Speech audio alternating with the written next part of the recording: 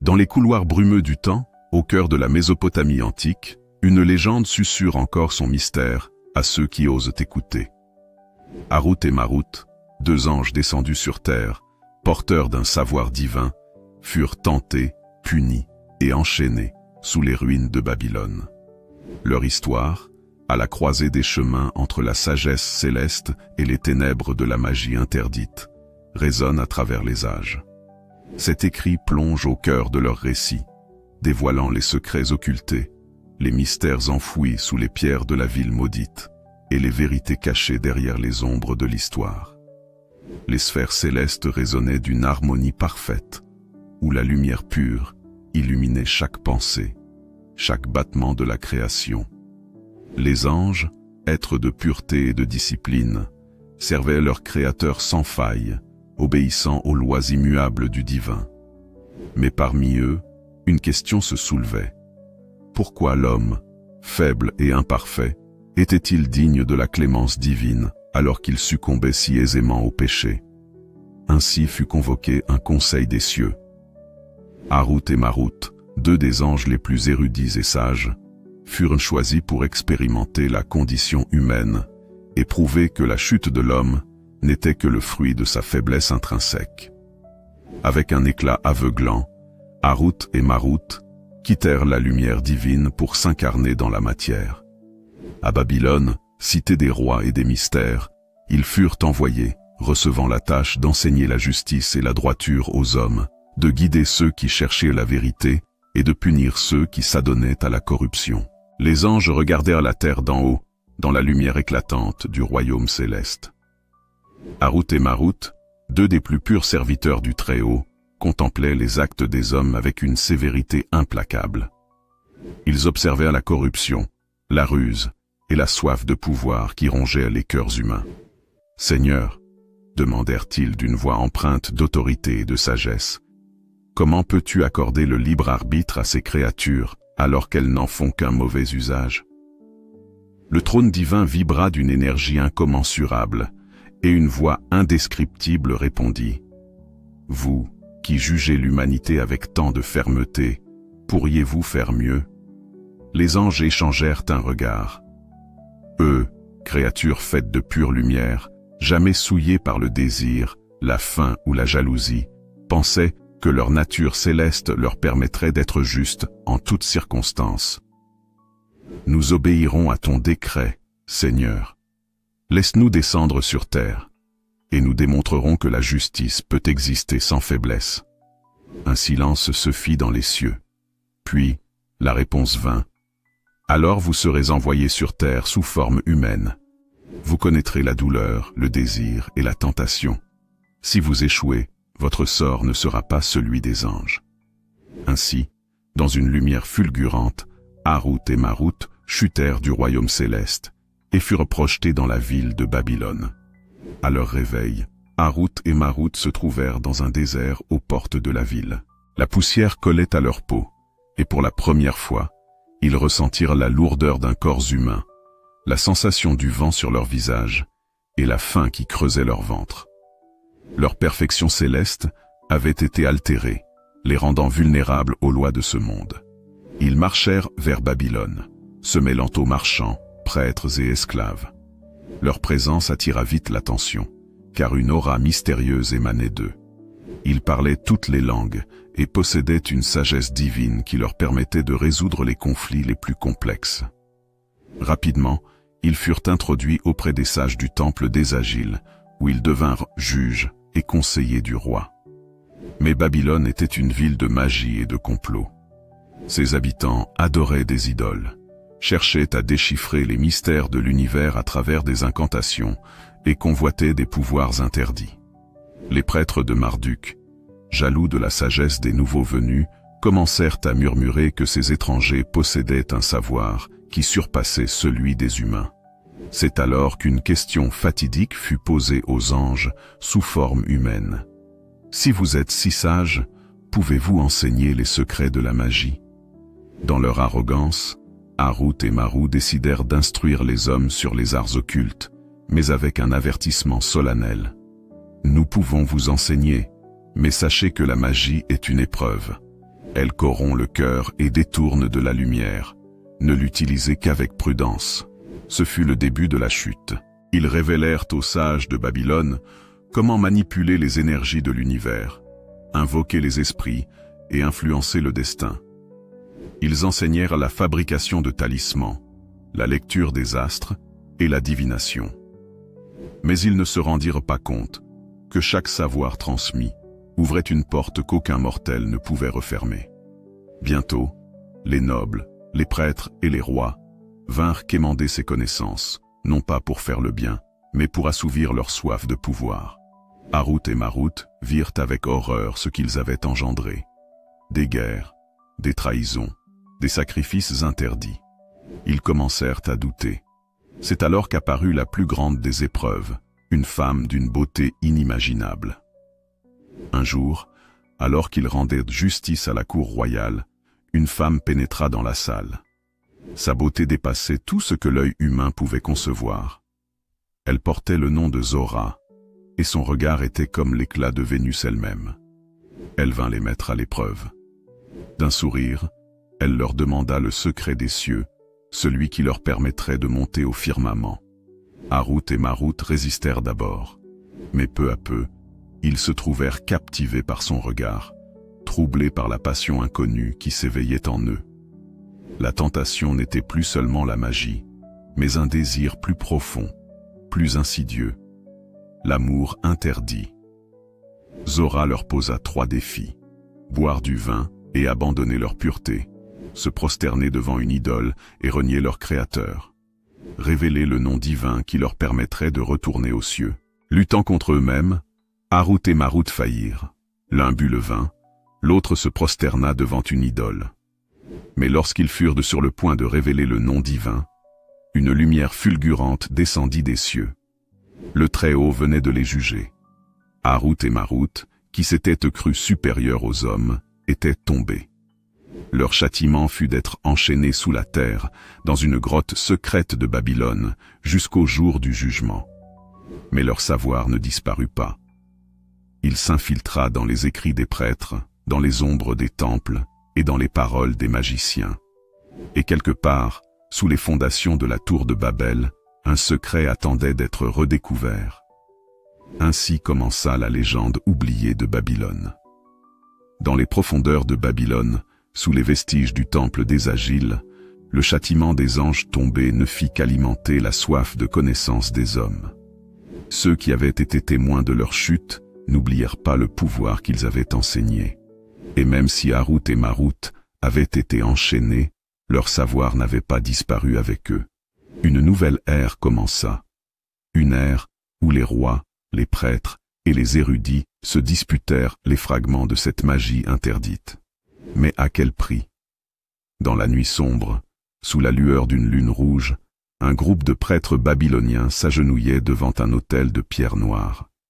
Gravé dans la roche, un ancien sceau marquait l'endroit où les anges déchus avaient été emprisonnés. C'était un symbole complexe, un entrelacement de lettres cunéiformes et de glyphes étranges que même les érudits de la cité ne pouvaient déchiffrer entièrement. Un vieil homme vêtu d'une robe de lin noir se leva. « Le savoir des anges ne doit pas périr, » déclara-t-il. « Nous sommes leurs héritiers. Nous devons protéger et perpétuer leur science. » Autour de lui, les murmures s'élevèrent. Certains parlèrent d'une malédiction. D'autres voyaient en cela un don des dieux. Mais tous savaient que ceux qui manipulaient cette magie prenaient un risque immense. Le temple cachait des archives interdites, des textes que seuls les initiés osaient lire. On y trouvait des incantations, des formules pour invoquer des esprits et des descriptions détaillées des rites enseignés par Harut et Marut. Mais il y avait une mise en garde, gravée sur une tablette en or. Celui qui délie le sceau subira le sort des anges.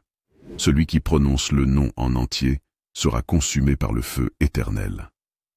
Malgré l'interdit, les secrets des anges se propagèrent bien au-delà des murs de Babylone. Des marchands transportèrent des écrits codés jusqu'en Égypte, où les prêtres d'Amon commencèrent à en étudier les principes. En Perse, les mages zoroastriens intégrèrent certaines de ces pratiques dans leurs propres rituels. Les Hébreux, captifs en Mésopotamie, entendirent parler de ces forces invisibles et consignèrent des avertissements dans leurs propres textes sacrés. Mais avec le savoir vint le chaos. Les premiers sorciers babyloniens commencèrent à s'élever au-dessus des rois eux-mêmes. À l'aide des formules qu'ils avaient apprises, ils manipulaient les esprits, détournaient le cours des événements et modifiaient la perception du temps. Ils devinrent craints et respectés. Cependant, ils avaient tous une peur en commun, celle du nom. Ils savaient que les anges avaient prononcé un mot, un seul, avant leur chute. Ce mot, le nom originel, était censé contenir un pouvoir incommensurable. Mais il était aussi leur malédiction. Un jeune mage, du nom de Balaza, fils d'un prêtre désagile, tenta d'en apprendre plus.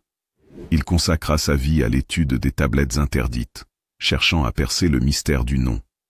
Il consulta les plus grands esprits de son époque, interrogea les scribes les plus sages. Il ne savait pas encore que son obsession allait sceller son destin. Balaza parcourut les terres de Mésopotamie, suivant les indices laissés par les anciens. Il apprit que le nom sacré était dissimulé dans les constellations, que chaque étoile du ciel babylonien portait une lettre de ce mot interdit. Mais où trouver la dernière pièce du puzzle? Les prêtres lui parlèrent d'un lieu caché sous Babylone. Un lieu où l'on entendait encore la voix des anges déchus. Selon la légende, il existait une caverne souterraine, un abîme où l'écho des murmures de Harut et Marut résonnait à travers les âges. Déterminé, il se rendit sous la grande tour de Babel, là où l'on disait que les anges avaient été enchaînés. Dans les ténèbres, il trouva une porte massive en obsidienne, couverte d'inscriptions qu'il peina à lire. Il posa une main tremblante sur la pierre froide. Une voix s'éleva. « Pourquoi es-tu venu ici, fils des hommes ?» Le cœur de Balaza manqua un battement. Il n'était pas seul. La voix continua. « Tu cherches ce que tu ne devrais pas savoir. Le nom ne doit pas être prononcé. Il a brisé ceux qui l'ont connu. Il a plongé des mondes dans l'oubli. Recule, tant qu'il est encore temps. » Balaza hésita. Mais son obsession était trop forte. « Je veux comprendre, » s'écria-t-il. « Je veux savoir pourquoi les anges sont tombés, pourquoi le nom est interdit. » Un silence terrifiant s'ensuivit. Puis la porte s'ouvrit lentement, dévoilant un escalier en colimaçon qui s'enfonçait dans les entrailles de la terre. Il descendit. L'air devint lourd, chargé d'une odeur métallique. Plus il avançait, plus il ressentait une force invisible peser sur ses épaules. Puis il les vit.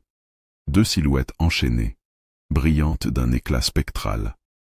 Leurs ailes autrefois resplendissantes étaient ternies, flétries par le poids des millénaires.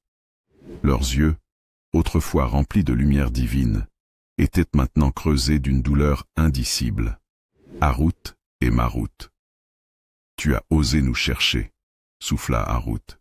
« Mais es-tu prêt à payer le prix de la vérité ?» Marut prit la parole à son tour.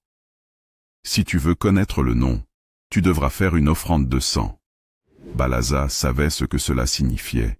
L'héritage des anges demandait un sacrifice, son âme pour la connaissance. Dans l'obscurité de la caverne, Balaza fit son choix. Elle prononça les mots interdits et sentit immédiatement quelque chose s'éveiller en lui. Un savoir ancien, une énergie qui dépassait l'entendement humain. Mais il ne comprit pas tout de suite l'erreur qu'il venait de commettre. En prononçant le nom, il avait ouvert une porte qui n'aurait jamais dû être franchie. Une force oubliée depuis la chute des anges venait de s'éveiller sous Babylone. Et bientôt, le monde entier en ressentirait les conséquences. Dans l'obscurité d'un temple oublié sous les fondations de Babylone, Balaza avait prononcé le nom.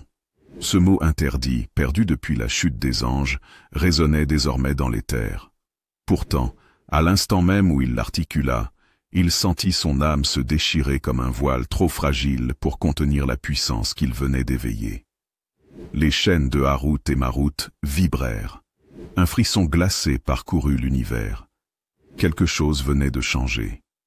Balaza tituba en arrière, ses yeux s'ouvrant sur une nouvelle réalité. Tout autour de lui, la caverne semblait s'animer, les murs sculptés tremblaient sous une force invisible. Une lumière d'un bleu spectral jaillit des chaînes des anges, illuminant leurs visages figés entre la douleur et l'extase. « Tu ne devais pas le prononcer », murmura Harut d'une voix brisée. Balaza, les mains tremblantes, sentit la connaissance s'infiltrer en lui comme un poison lent. Il comprenait désormais ce que personne avant lui n'avait compris. Le nom n'était pas un simple mot, il était une clé, une porte ouvrant sur une réalité que l'humanité n'aurait jamais dû toucher. Soudain, un rugissement retentit. Une faille s'ouvrit dans le sol, révélant un gouffre sans fond d'où s'élevait un vent chargé de cris. Des ombres serpentinaient dans l'obscurité, s'élevant comme des âmes arrachées à l'oubli. Marut leva ses yeux brillants vers Balaza. « Tu as réveillé ceux qui dormaient. Tu as brisé le sceau. Et maintenant, Babylone paiera le prix. » La voix des anges était un écho d'agonie et de regret. Au même moment, sur la surface de Babylone, un phénomène inexplicable se produisit. Le ciel se couvrit de nuages noirs, en un instant, plongeant la cité dans une nuit surnaturelle. Les vents hurlèrent à travers les ruelles, les flambeaux s'éteignirent d'eux-mêmes.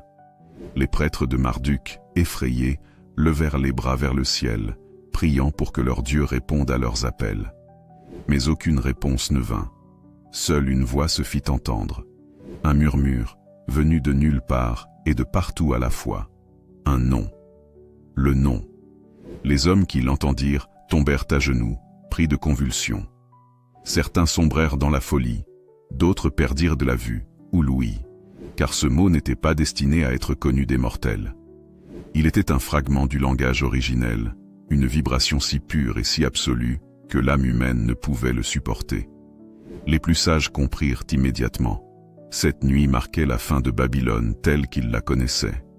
Sous la terre, Balaza vit la faille s'élargir sous ses pieds. Ce n'était pas un simple gouffre physique. C'était un passage entre les mondes. Harut et Marut, toujours enchaînés, virent avec horreur ce qui allait se produire. « Laisse-nous partir !»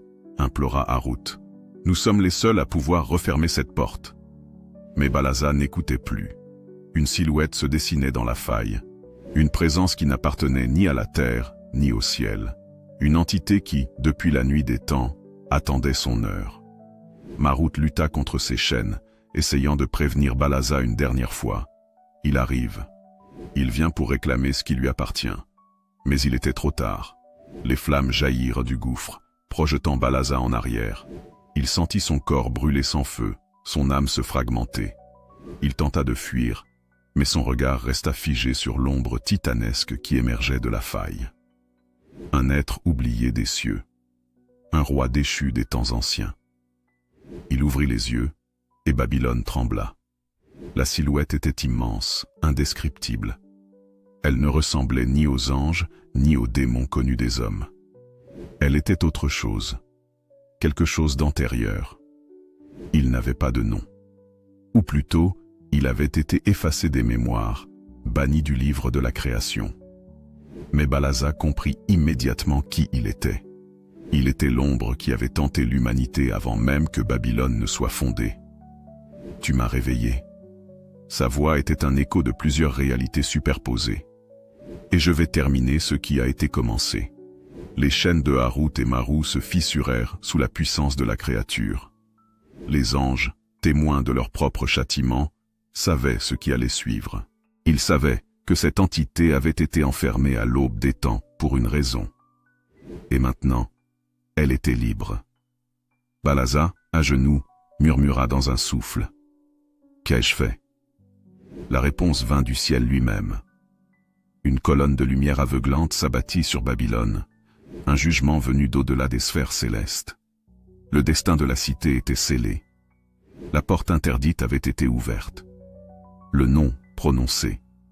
Babylone, dans sa grandeur et son arrogance, venait de déclencher sa propre ruine. La nuit s'abattit sur Babylone comme un linceul maudit. Le ciel, autrefois étoilé, n'était plus qu'un abîme de ténèbres, où seuls les éclairs d'une lumière sinistre perçaient l'obscurité. La terre tremblait, les murs de la cité se fissuraient, et un vent brûlant s'élevait du temple des Agiles, annonçant la fin d'une ère. Les hommes couraient dans les rues, hurlant à la colère des dieux, priant Marduk, Ishtar et les esprits des anciens rois. Mais personne ne répondait. L'entité réveillée sous Babylone n'était ni un dieu ni un démon. Elle était au-delà des concepts mortels, une aberration oubliée du cosmos. Et au cœur de ce chaos, Balaza, accablé de remords, contemplait l'horreur qu'il avait libérée. Harut et Marut, toujours enchaînés sous la cité, voyaient leur propre erreur se répéter. Autrefois, ils avaient cédé à la tentation, et maintenant, un simple humain, consumé par la soif de savoir, avait répété leur faute. Le sol s'ouvrit en crevasses béantes, et des vagues de flammes noires s'élevèrent du gouffre. Des ombres informes en sortirent, errant parmi les Babyloniens terrifiés. Ces esprits déchus n'étaient ni vivants ni morts, des vestiges des âmes que la magie interdite avait damnées. Soudain, une voix retentit dans le ciel, résonnant comme un coup de tonnerre. « Babylone, cité des orgueilleux, ton heure est venue. » Un souffle de destruction s'abattit sur les tours et les palais. La tour de Babel, symbole de la grandeur de l'humanité et de sa démesure, se mit à trembler. Des éclairs frappèrent sa cime, et les briques d'argile qui l'avaient soutenue commencèrent à s'effondrer, plongeant la ville dans un rugissement apocalyptique. Les prêtres et les sages, ceux qui avaient recherché le pouvoir des anges, tentèrent d'invoquer des forces pour arrêter l'inéluctable. Mais toute magie était corrompue. Ce qu'ils avaient appris des anges n'était plus un savoir sacré, mais une malédiction vivante. Dans les profondeurs, les chaînes des anges se désagrégeaient lentement. Ils sentaient que le jugement approchait. L'entité libérée grandissait en puissance, absorbant l'énergie du nom interdit prononcé par Balaza. « Nous devons agir », murmura Harut. « Nous ne pouvons plus rien faire », répondit Marut. « Nous avons perdu notre droit à la rédemption le jour où nous avons enseigné la magie aux hommes. » Mais Harut n'acceptait pas cette fin. Il refusait de voir le monde englouti par leurs fautes. Il savait qu'il existait une ultime solution, un sacrifice. Dans un ultime effort, il leva les yeux vers le firmament obscurci et pria d'une voix brisée. « Seigneur des mondes, nous avons failli, mais laisse-nous expier. Laisse-nous refermer cette porte, fût-ce au prix de notre éternité. » Le silence s'abattit. Puis, une lumière descendit du ciel. Un rayon divin perça les ténèbres, illuminant la cité en ruine. Les ombres et les créatures issues du gouffre hurlèrent, reculant face à cette pureté absolue. L'entité libérée rugit, se redressant dans toute sa stature. Son visage était une multitude de visages, son corps une chimère d'ailes, de griffes et d'yeux. Il pointa un doigt décharné vers Harut et Marut. « Vous m'avez enfermé, » gronda-t-il. « Mais aujourd'hui, vous chuterez avec moi. » Les anges savaient que c'était leur ultime combat. Brisés, affaiblis par des millénaires d'exil sous la terre, ils n'avaient plus la force des guerriers célestes qu'ils avaient été autrefois. Mais ils avaient une ultime arme, le nom. Celui-là même qui avait causé leur chute, celui-là même qui avait tout déclenché. D'une seule voix, Harut et Marut le prononcèrent. Le même nom que Balaza avait prononcé, mais cette fois avec la pureté d'un sacrifice, et non l'avidité d'un mortel. Le ciel s'ouvrit, et une lumière dévorante descendit sur Babylone. Ce qui suivit ne fut pas une bataille, ce fut une purge. L'entité interdite hurla en voyant la lumière divine l'envelopper. Elle tenta de fuir, d'invoquer des protections, mais rien ne pouvait s'opposer à l'ultime décret du Très-Haut. Elle fut consumée, arrachée du monde des hommes et scellée hors du temps. Harut et Marut, quant à eux, sentirent leur essence se dissoudre lentement. Ils savaient qu'ils avaient à payer leur dette. Avant de disparaître, Marut murmura « Nous étions venus juger les hommes, mais c'est nous qui avons été jugés. » Le dernier éclat de lumière s'éteignit. Les cieux se refermèrent, et Babylone, la cité des rois et des orgueilleux, ne fut plus jamais la même. Au lendemain du cataclysme, Balaza erra parmi les ruines, seul survivant du temple souterrain. Il avait tout perdu. Son savoir, sa place parmi les érudits, son âme elle-même. Il comprit alors la leçon ultime. Ce n'était pas la magie qui était interdite. Ce n'était pas le nom qui était dangereux. C'était l'orgueil des hommes qui les condamnait. Les siècles passèrent. Babylone se releva, mais ne retrouva jamais sa splendeur d'antan. Le secret des anges disparut peu à peu, effacé par le sable et le temps.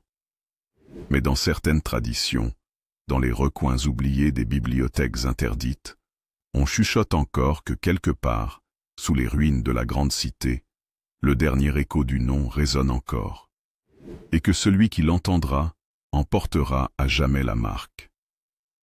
L'histoire de Harut et Marut est celle d'un orgueil brisé, d'un savoir interdit, et d'une rédemption arrachée au prix du plus grand sacrifice.